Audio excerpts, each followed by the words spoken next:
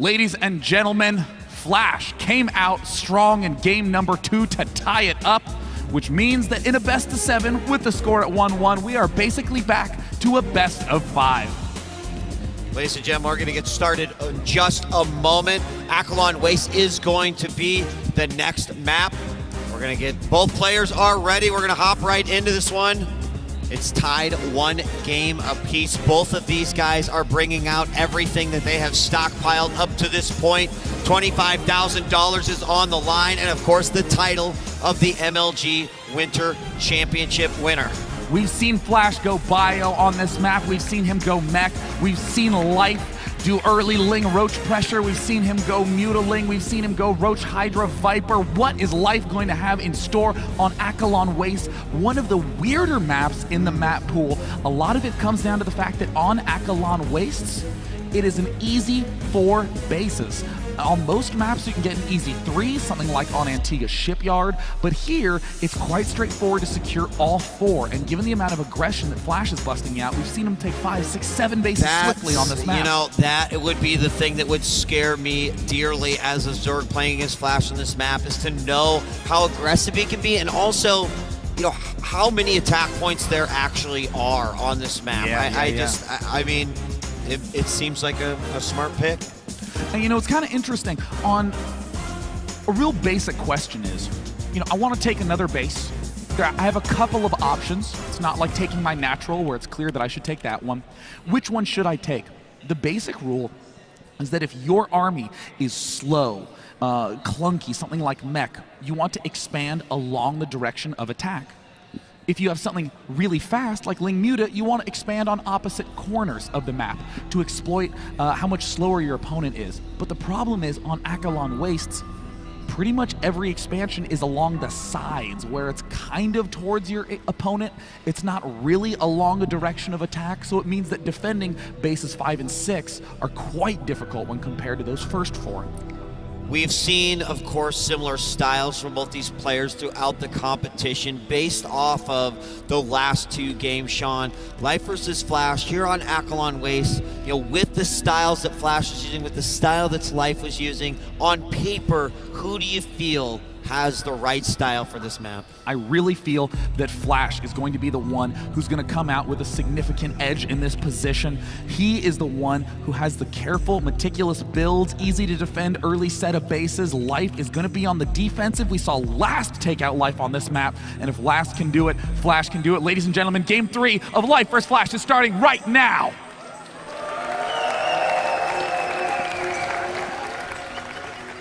Akalon Waste is the map. We are loaded in, and we are going to introduce our players. In the northwest position, as the Red Zerg has 1 game tied with his opponent. Ladies and gentlemen, give it up for Startail Life.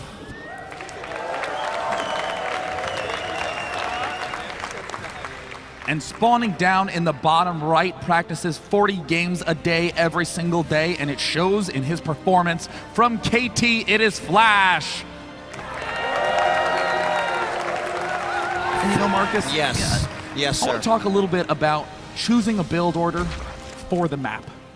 You know, what's very common is to become attached to a specific build order, and then when you see a new map, you think, how can my build order work on this new map? Well, what Flash is so expert at doing is saying, what is the map? Now, what is the best possible build here? Let me just get good at that. We've seen him on this map go for the Reaper opening. This is one of the best maps to do it because of all the high-low ground alternations. But a lot of other players are doing that on every map. They're trying to bend it to work. Not Flash. Flash is very, very meticulous about planning that sort of thing out.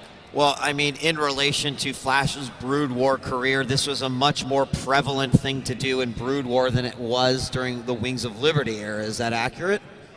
Yeah, I mean, certainly in Brood War, the maps had a significant impact due to the fact that the units were quite large when compared to terrain. I mean, in StarCraft 2, you can pretty much fit a maxed army up and down, even this thin ramp we're looking at, without more than, you know, 3 to 5 seconds of time.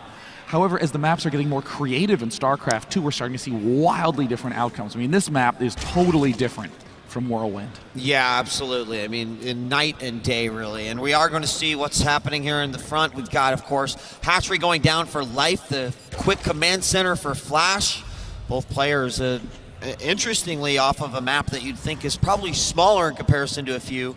It's not going to matter. Both players want to get that expansion down as quickly as possible. Now, here's an interesting fact just coming from Twitter from Polarius1, says Yes. that in 9 MLG finals have started off 1-1. The game 3 winners have won 8 of those 9 finals. Wow. This is a critical game in terms of momentum for the series.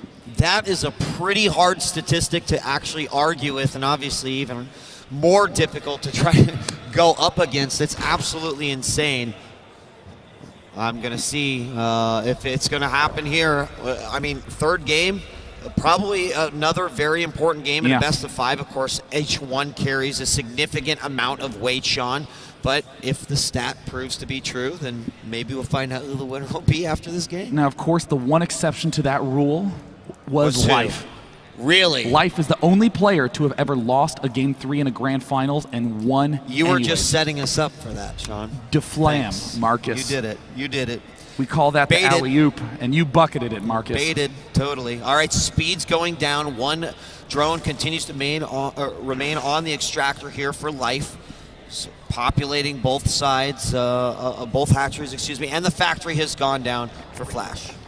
A very swift expand by Life, counting exactly when that command center was started at the natural expansion. We see Flash doing his usual thing, and what excites me so much about seeing this is that it means we're going to see a really awesome game. Most builds kind of have this setup where there is some light pressure and then a timing attack later on, and then a whole bunch of judgment calls in the late turn. Very often, I'd probably say 90% of the time, against just a general player on the ladder, you'll do critical damage with the pressure and win with the timing push. Or you'll do maybe some damage with the pressure and win with the timing push. But here, Life and Flash aren't going to lose to some early basics. Life won't lose to Hellions, or Flash will lose to a couple Ling run-bys. So exciting. We have quite a few Lings making their way to the front here. Bunker is established, and there's a couple Marines inside. Can make their way around to the third, but I'm not sure that's exactly what Flash has, what Life has in mind. At this point, we're going to see the third CC come down for Flash, and he does lower those depots to let a few of those Hellions out. He's going to go after these Zerglings, try to get a few kills on the map. Keep in mind, all of the Vision Tower right now does belong to Life, with the exception of the Western Tower, and this is the map that has 4 Xel'Naga Towers in it. One thing that's kind of weird about the Mutalisk in this matchup is due to the fact that so many players were opening up Banshee and Wings of Liberty. We got used to just saying things like, oh yeah, Mutalisk is just a good option, it's just a general good unit, but here, there's no air out of Flash. You don't actually need the Mutalisk. Sure, they're good, but there's no need for them. So that's what's really clever about Life's option to just stay Zergling for so long. And yet again, Flash not going to go too crazy with the Hellions at the start of the game. Oh, he's going to get 6, and he's going to come around. He knows those Lings are there. Goes in for the assault beyond the grass. The Lings, they quickly dodge out of that situation and run away. Now we've got 6 Hellions making their way over to their opponent's base. He knows the third's up. Flash checked that he saw the creep, but which base is he going to attack? Well, right now, the Barracks Flood is starting to get kicked into high gear. Life has seen everything, but this is more of a matter of reassurance for Life. It's like, hey, it's nothing you haven't seen before. Should be doing really no change to his plan. Lair going down for Life now, and he's just on perfect track, spreading that creep as far out, also connecting the natural and the third. Hellions take a couple of hits and move back. Right now, Life has full vision of at least the middle of the map, pulling those Lings back, but leaving one behind. We're going to see that third command center dropped for Flash, and I do believe this Overlord will spot it. Yes, it does, and with Zerglings on the map, we're going to need to we'll see if Life is actually going to go and immediately try to attack that. A swell of Zerglings coming out, and I think that's exactly what he has in mind. This is why Flash needs to stay defensive against Life. Life loves these early flood-in timings, and it looks like that's exactly what he's doing. Marcus, Baneling Nest, getting the research for the Baneling speed first. No Spire, it's going to be an assault. We saw this work magnificently against Pult. We saw it fall flat terribly against Last. It all comes down to the control of Terran. So when it fell versus Last, was it due to mines at all? Because we've also seen this fall just because that perfect mine hit. Well, what happened is, I mean, Life threw in a couple of Zerglings to Last. The mines detonated. And then without combat shield, Last did the most beautiful, perfect splitting to annihilate the Ling Baneling. Far and away the best split I've seen this entire tournament. So Flash, given that he is really the master of all mechanics, he certainly has the skills that it would take to deflect this sort of attack. But right now it's a numbers game. Yeah. 84 Zerglings. 86 Zerglings versus 21 Marines. They're going to be 1-1, and there the Banelings are morphed just north of Flash's natural. Now, Flash is putting down some defense. He's got a depot wall as well as a bunker in the back. Oh no. There are so many Zerglings, 78 on the field. The rest of them are Banelings, and here they go. Flash rolled down. Right, he's totally out of position. Has absolutely nothing here to defend, just a single Marine. He misses the lift. Life floods in with massive amounts of units. The Banelings doing their best to connect, and oh my God, Life. Yes. Nails Marines it. Melted. Hellions the only thing left. He puts himself in a position to try. GG! There is no position Flash could have put himself into. It was unfortunately a bad move out by Flash, trying to go for some aggression. Life had other things in mind, and honestly, it's all about the vision of that map. That was a convincing win.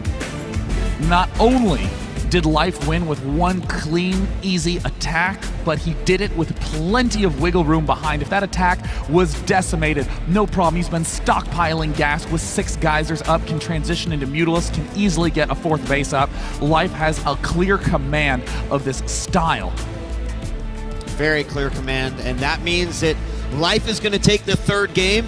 Maybe now it's Flash's turn to make that stat come untrue. And we are going to be moving on to Newkirk City as the next matchup. Ladies and gentlemen, MLG is currently trending in the US. Let's make it worldwide. We appreciate your support here, and of course the players do as well. This epic final will continue. Life versus Flash, Game 4. It's coming up after this.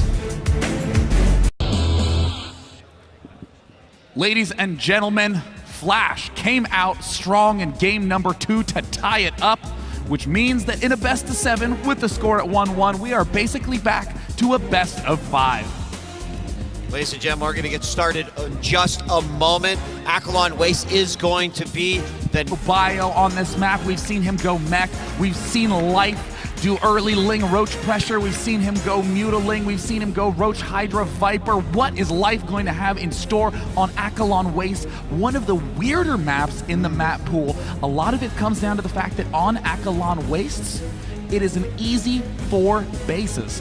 On most maps, you can get an easy 3, something like on Antigua Shipyard, but here, it's quite straightforward to secure all 4, and given the amount of aggression that Flash is busting out, we've seen him take 5, 6, 7 bases swiftly on this map. You know, that it would be the thing that would scare me dearly as a Zerg playing against Flash on this map, is to know how aggressive he can be, and also, you know, how many attack points there actually are on this map. I mean, it seems like a smart pick. And you know, it's kind of interesting. On a real basic question is, you know, I want to take another base. I have a couple of options. It's not like taking my natural where it's clear that I should take that one. Which one should I take? Next map, we're going to get both players are ready. We're going to hop right into this one.